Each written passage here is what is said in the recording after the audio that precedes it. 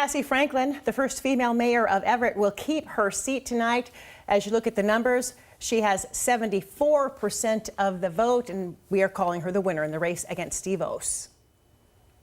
TACOMA has chosen who will lead the city as mayor, and Mayor Victoria Woodards will stay on for another term. King 5's Lionel Donovan is live in Tacoma, where Mayor Woodards celebrated tonight. Lionel. Good evening. Well, the energy is still pretty high here amongst the Woodards camp. As you can see behind me, the entire team is very excited about tonight's results. But I had the opportunity to sit down and speak with Mayor Woodards, and she says that although she is relieved that campaign season is over, she knows that there is still a lot of work to do.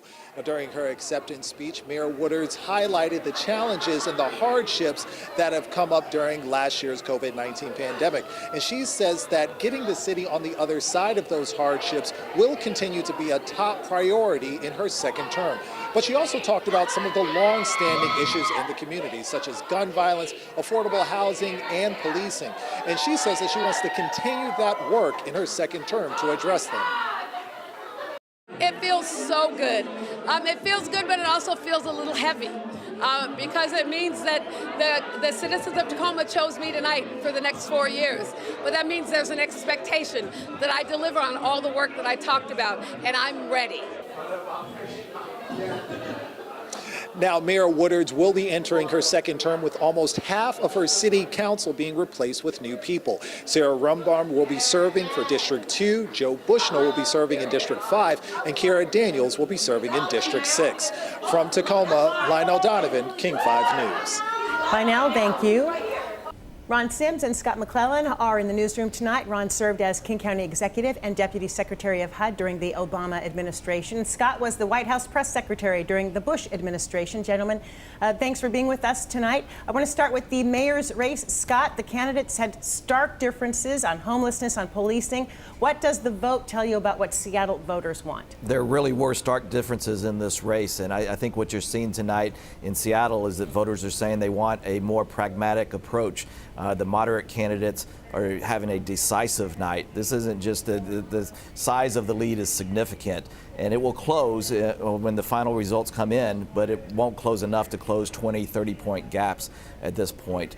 So I think voters said that, hey, we want a vibrant, thriving Seattle, and we need someone that can address these issues in pragmatic, practical ways and move the city forward to return, to address homelessness and get people into housing, to get the parks back to the neighborhoods where they're accessible for all, and to address public safety, particularly the issue of policing. In a way, people I think want reform, but they also want a police response time that is at a realistic time frame, not 10 minutes, but 7 minutes.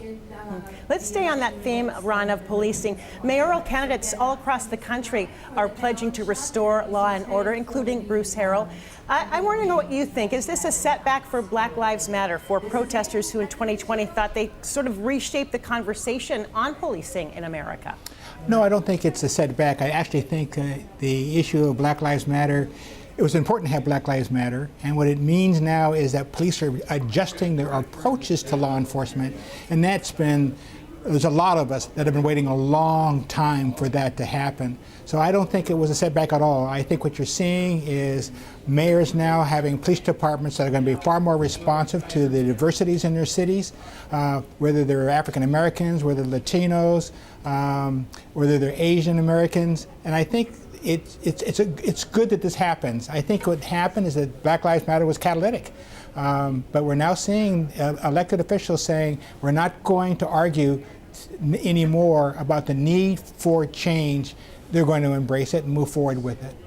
And Scott, I just have a little bit of time left. You were talking about pragmatism. When you look at the city council votes, Seattle city attorney, the mayor's race, voters are sending a message, aren't they? Absolutely. I think this is somewhat of a mandate.